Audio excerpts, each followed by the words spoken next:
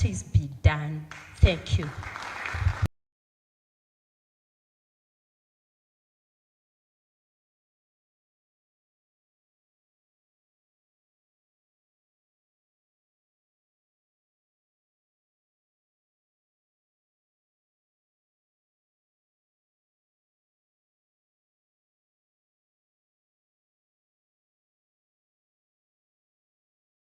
I hand over the mic to our chairman. I just want to say two things as I sit.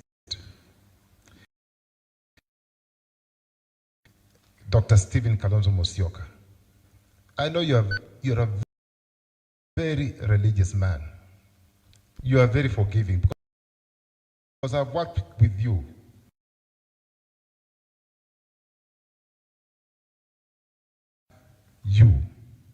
And I want to ask myself, I want to ask the audience, what ill have our children committed to the Kenya Kwanza government? What ill? That they have muted violence and killed many of them extrajudicially. What have they committed? And having said that, I know the Bible says that we forgive. Should we forgive a murderer?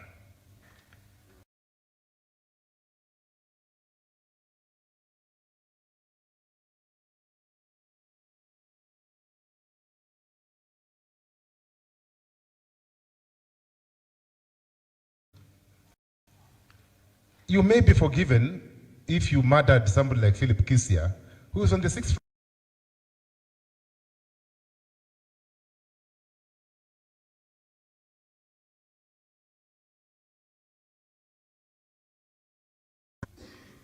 The same president never mentioned the deaths of our children muted through extrajudicial means. He never mentioned anywhere. He didn't even offer sympathy, or he didn't even say anything about this young man who is battling for his life at Kenyatta National Hospital. He said nothing. He said nothing about Ojwang. He only talked about protecting the police. So is he suggesting by any imagination that our children are inferior human beings? Can we really forgive such a man? And I'm talking about William Ruto. Can we forgive him? Can we forgive him? I then remembered the video I watched yesterday on Citizen and many other channels of a mother. You know, men, we only participate in the process for a few seconds, maybe a few minutes. But women bear the brunt. They carry these children for 9 months. And I had the mothers, not one, not two. They only asked for one thing. They said, we don't want compensation. Bring back our children. Bring back our children. So if William Ruto wants to be forgiven, bring back the children. Bring them back alive. Otherwise, you will never be forgiven. So thank you very much, Excellencies. Let me hand over the mic to my very able chairman. Thank you for having us. And after this, I think we'll say a prayer. After the principals have spoken, we'll give a vote of thanks, say a prayer, and we'll call it a day. May God bless you. Thank you.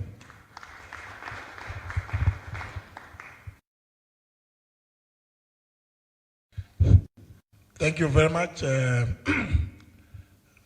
programmer, Mr. Philip Kisia. And thank you very much, the parents of the young man that was shot in Kitengela, for giving us your story. Thank you very much, Bob and Billy and the company, and to Rex. It is this kind of stories that have pricked the consciences of many right-thinking Kenyans. I believe to others, and I think what Philip has just said is a demonstration that there are others who think lives of innocent young Kenyans don't matter. Indeed, I think as Professor Ogola did explain about the economic area, I'm sure you saw just last week again a CS at the DG Health announcing very casually to Kenyans that drugs worth over 90 billion shillings have expired in the stores, in KEMSA stores. But the most interesting bit was they're actually requesting for 600 million shillings to destroy that. And guess what? So that some other people can do some further procurement. Yet health is a devolved function. I thought this is the kind of thing that should have made all our governors be on the streets with all of us tomorrow while commemorating the June 25th, but also for them to say, this is economic sabotage. You are killing our people. There's no medicine in hospitals, and drugs have expired, worth over 90 billion.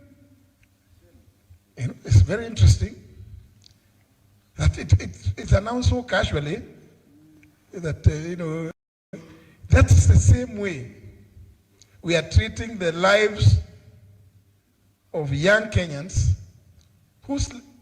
which we are taking away every day. But I want to assure you, because we are sure that we are fully grounded both on the Constitution and the law. Bob and Tim, where we have material, we will make the determination on prosecutions, because we do not actually need the permission of the DPP to initiate private prosecutions. And the judge have to go and check, it is provided for them even to take over. And at 157 clause 6 paragraph B, they have to seek the authority of the person who initiated the prosecution. So have faith, and we have to undertake those private prosecutions in appropriate cases, because we must also restore dignity to our people. Lest I breach the rules of admission here, allow me, ladies and gentlemen, to invite my good friend, my elder brother, His Excellency Dr. Stephen Kalonzo Musyoka, to come up here and make a statement.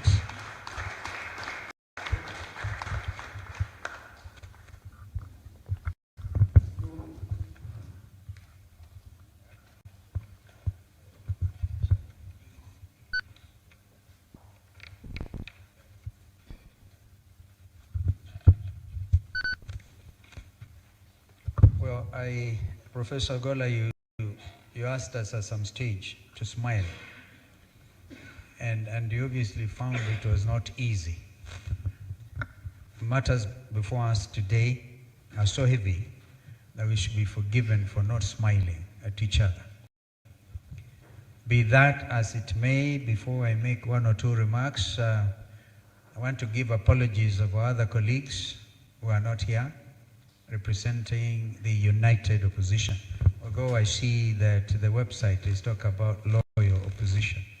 I don't know whether the Secretariat can do something about it, so we are all in sync. Bring your greetings from our sister, Mother Karua, who had to travel. I think we should give her a clap, because we know she. very well represented by our own Secretary General of People's Liberation Party, Asha Bashir. And we have, of course, our other friends, Mheshimiwa Fred Matiang'i. I spoke to him last night. He must have gotten a bit mixed up on the timings, and I know he was going to be with us today. And our other friends, Rigathi, was out there. You know, he's a man in the trenches, Rigathi Gachagua. So we are all together, men and women who have also known injustice. Because I think Rigathi Gachagua should also appear before you like Robert Mbui. And I remember I was out of the country when Robert Mbui reported in trying to welcome Baba, he broke his leg. And you remember the story that time was we were on our journey to Canaan, but we got to River Jordan and there were crocodiles. I think I've managed to give you a smile. So Robert Mbui was bitten by a crocodile. Listening to what has happened to our country, honestly and sincerely, if we don't take action now, we might end up with no country. And so, ufungamano, you may not know, it's so history. This ufungamano who gave us the Constitution. Both men and women from the churches, from the civil society, were able to be bold enough. That's how we ended up getting rid of Article 2A of the Constitution. We amended the Constitution, create Article 2A, allowing for pluralism in our country, which is now under threat. And so it is to Fungamano we have come today to tell William Ruto, you said we have no agenda. Well, we have one clear agenda for Kenya. Now follow suit. You have been told this is not the first commission of his type world over. Look at Brazil. In fact, a bishop was funded to start a People's Commission. This People's Commission is not an act in vanity or indeed acting in vain. Look at the quality of his leadership. Justin Biden, I've heard of a new name, Biden, Muturi, JB. That's why the B comes from, the JB. And you give us a name of my landed friend here, my brother, Eugene. The name was it aflatoxin? No. Something along those lines. I'm trying to give you a smile, at least. And so, agenda number one, the work of this commission, I think is not even time bound, because we are talking about the next administration. What you are telling William Ruto is our agenda item number one will be justice for Rex Masai and justice for all those young Kenyans who have been failed by police bullets simply because they exercise their constitutional rights under Article 37. And now we pray to God that if you have a heart, not of stone, but of flesh, you don't kill them again tomorrow. Don't kill them. We are telling William Ruto, don't kill these young people tomorrow, because our world is watching. We want to thank the international community. They have come out with a very clear statement. Kenya is not an island nation. It is one nation among the community of nations. We will not allow you, therefore, to get away scot-free.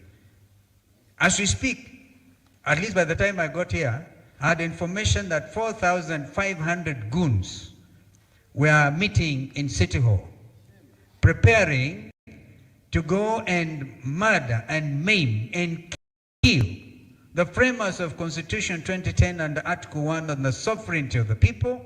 Never envisioned that so many years, 15 years down the line, there'll be men meeting in Taifa Hall somewhere under the chief goon, who I think is the one preparing them, to come and do other things. This commission is so bold. You cannot actually terrorize any of these four people. Justin Muturi, and your team, you have your work cut out. When we talk about state capture, we mean it. Kenyans are still waiting to hear fertilizer fake. And the Andani dues continue.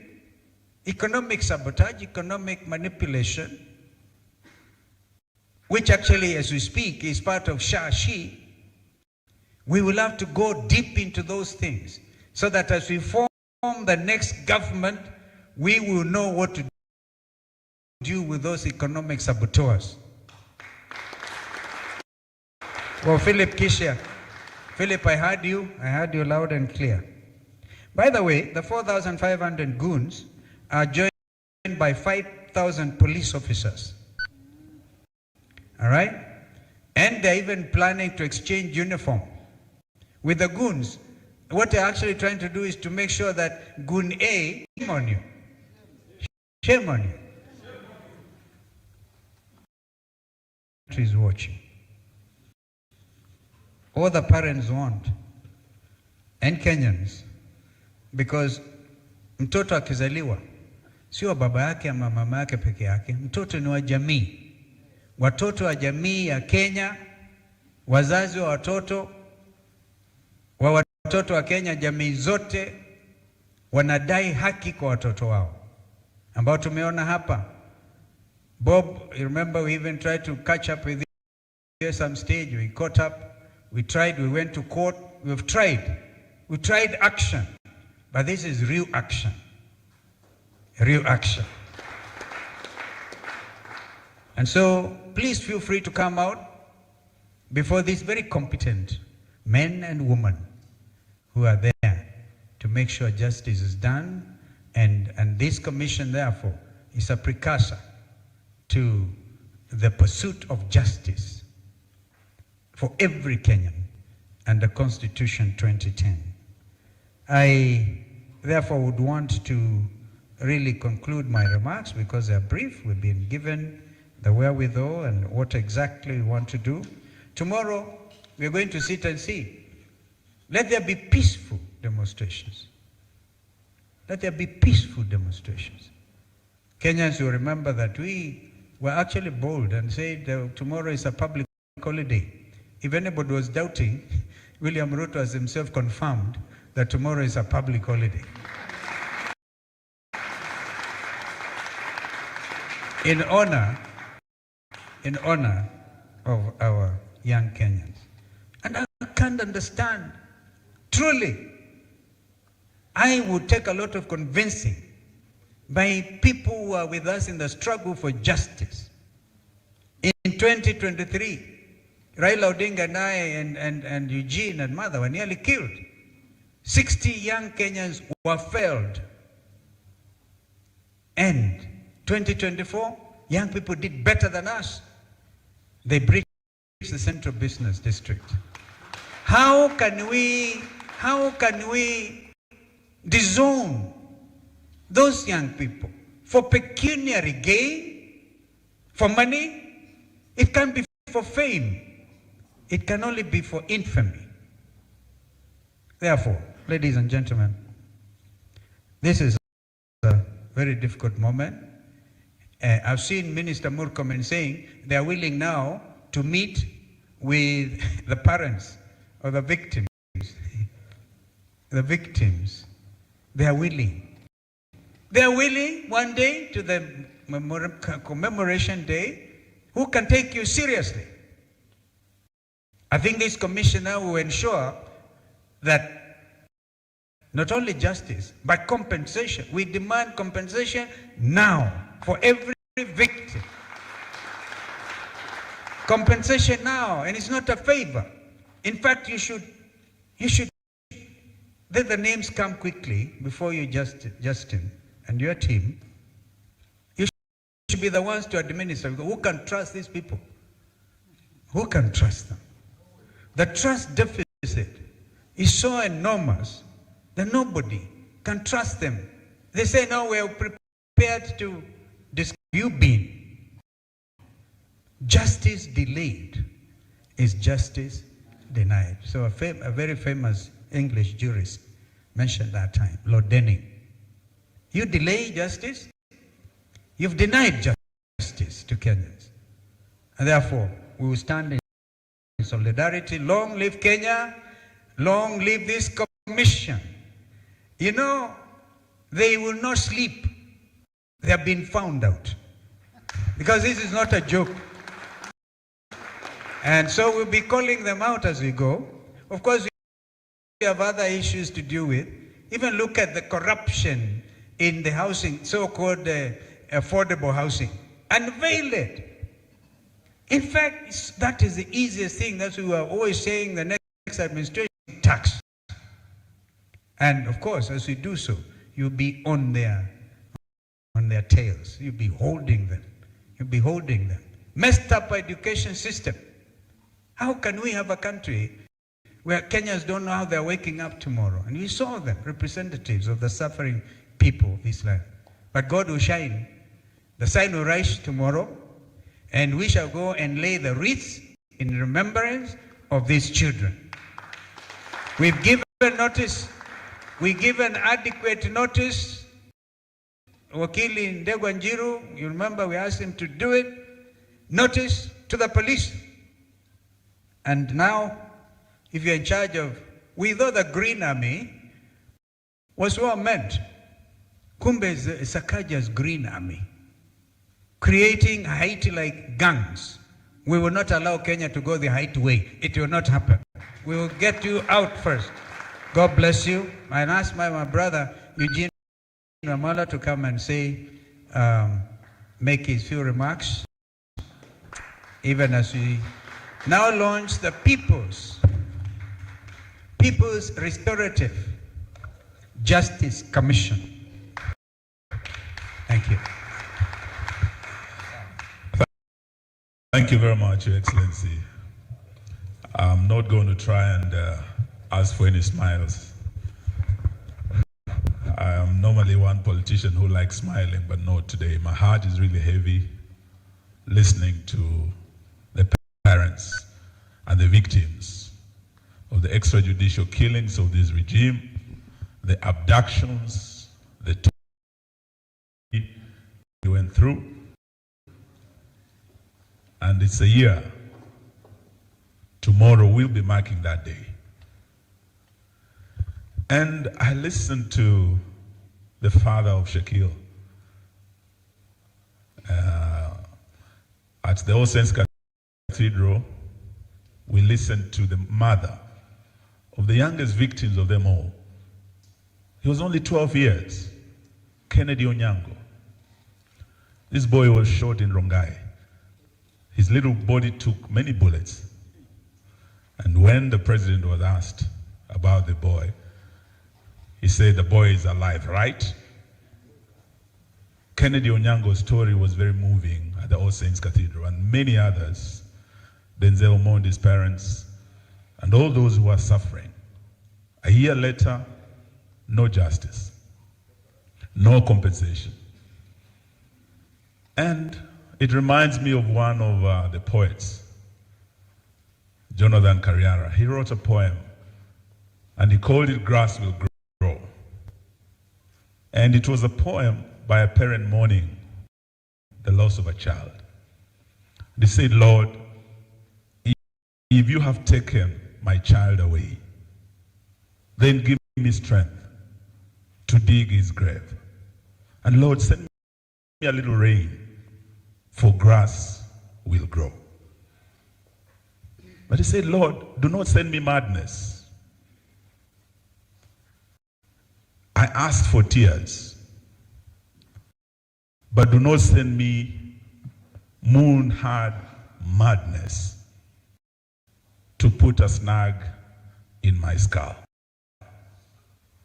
It's as if Jonathan Carriara was one of the parents here.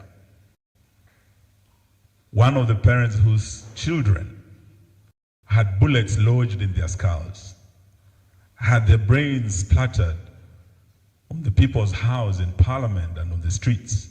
Arms to disable, they aimed at the head.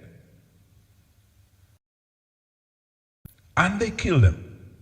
A year later, no justice. Those who went out in 2023 during the Azimio protests, 75 young people were killed. One was Brian in Nyalenda with his brother. They were beaten, dragged out of their homes and killed. Just like Brian, who was killed, I think it was the Sultan Hamoud went with His Excellency to bury the young Brian. We cannot forget these young people. They've been waiting for justice for 2 years. But do we expect justice from the Ruto regime? Do you expect justice from the Ruto regime?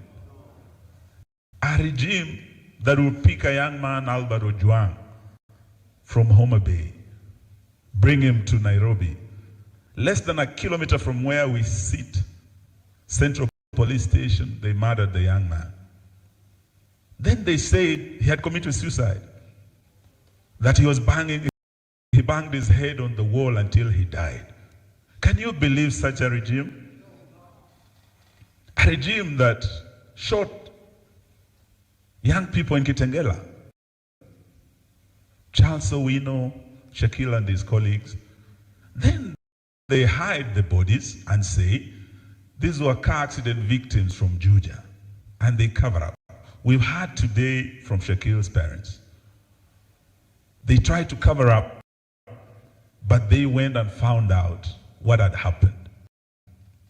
Can you trust a regime like that to do justice? If they were covering up, the police bullets, if they had not been found lodged in the heads of these young people, we would never have known their story. And that is why today I want to people, the brains behind this organization.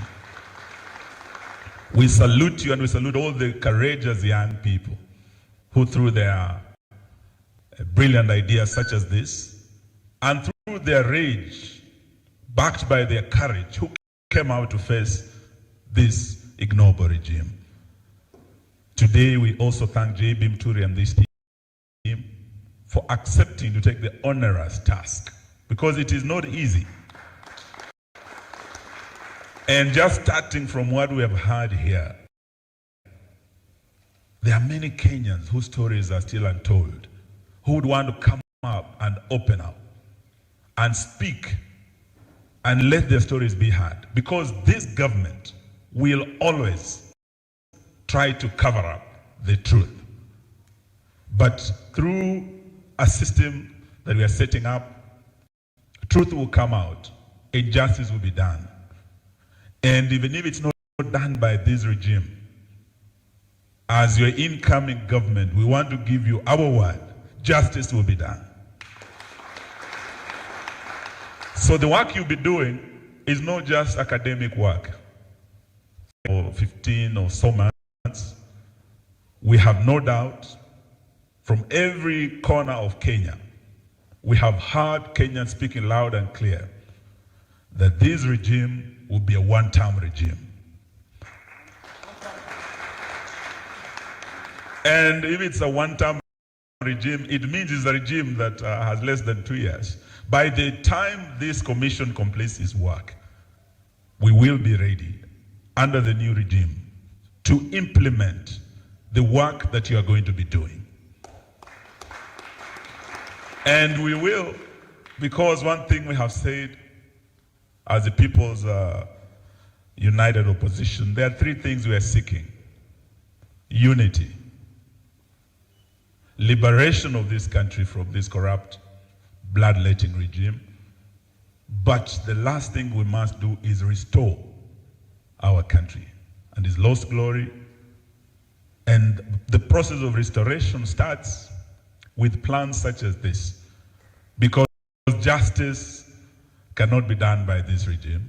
We need to restore hope by the people of this republic in our key institutions, the judiciary, parliament that has been captured. There's completely loss of faith in this parliament because it was captured. So today, even as we launch this commission on the restoration of justice, we want to say we must learn from our lessons. I was the Minister of Justice in the Kibaki regime. And when I took over that ministry, the Truth, Justice and Reconciliation Commission had been paralyzed. There was an attempt to abort that commission, the Kiplagat, Ambassador Kiplagat Commission. We were able to work around the clock to get the TJRC Commission to complete its work, to compile its report, and to submit this report to the President, Mwai Kibaki, Vice President Kalonzo Musyoka, and Prime Minister Raila Odinga. I was a member of the 10th Parliament, and J.B. Muturi is right, because after that report was presented, in the 11th Parliament, some things happened that actually made sure that report was never implemented. These are some of the steps we must take outside the regime that is unwilling to do justice, and through such innovative means, we will be able to achieve it. We are hearing a president give an empty apology, a conditional apology to the Gen Zs. And that president does not want to face the truth. I've heard him today talk about peace and security and tell the police of Kenya he's 100% behind them. He has confidence in them. You do recall a year ago, after the Gen Z killings, that same president came out and said there was a gang of dangerous criminals who wanted to overthrow his government. And he said the police did a commendable job. He congratulated the police for the killings and the work they did, killing our young Kenyans.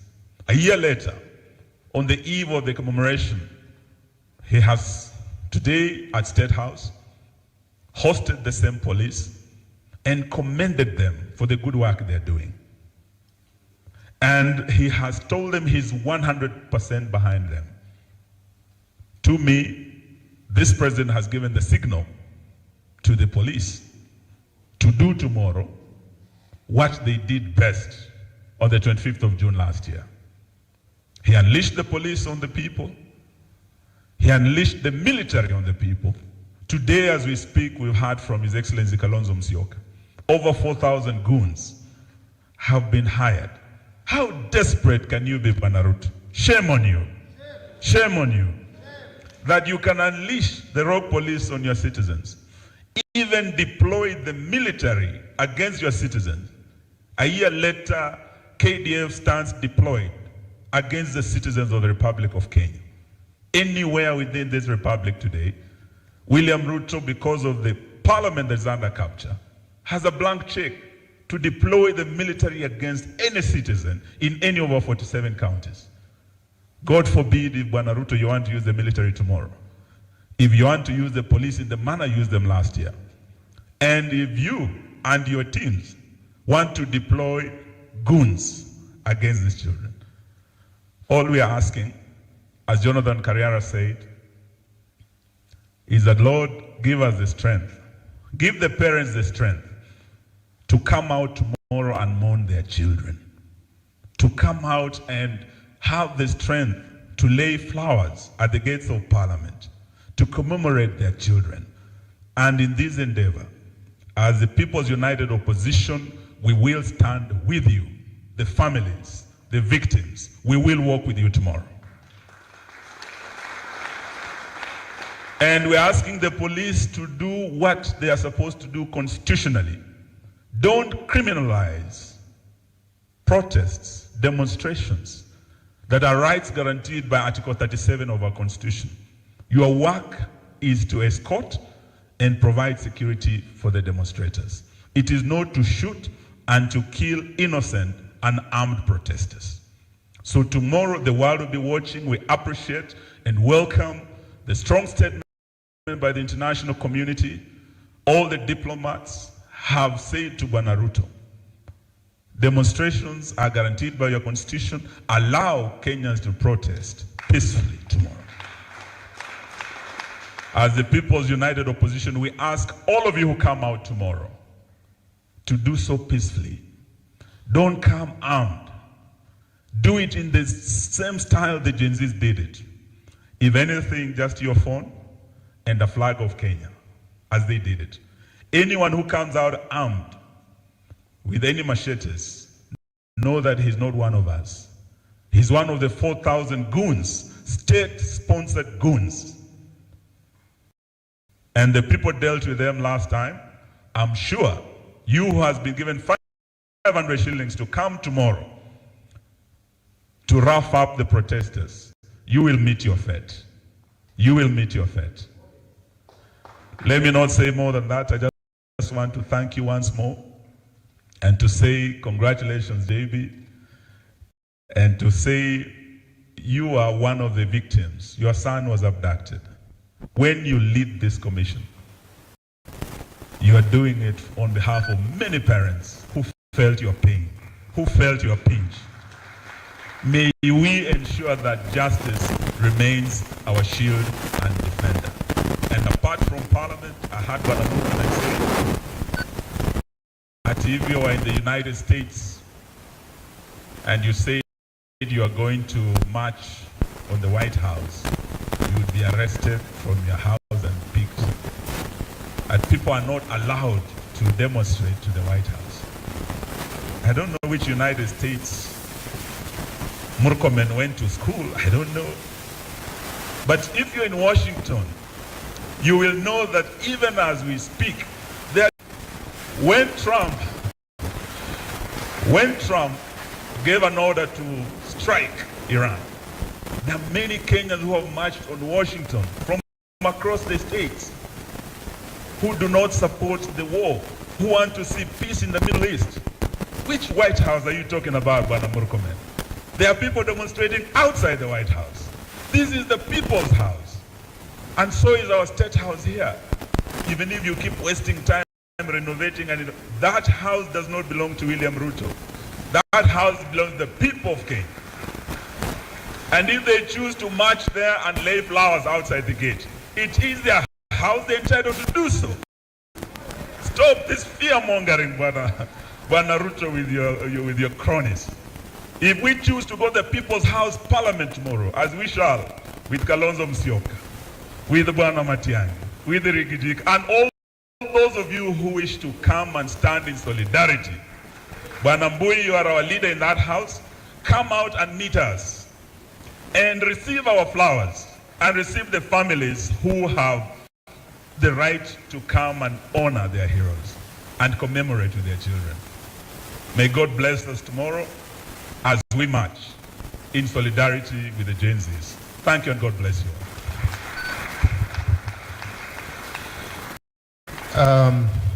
Thank you very much, Excellencies. At this point in time, may I invite my brother P.S. Narome to pass a vote of thanks, and then followed by two quick prayers, tafadhali. And after that, we'll have a group photo of the victims, the chairman, the commission, and the political leaders.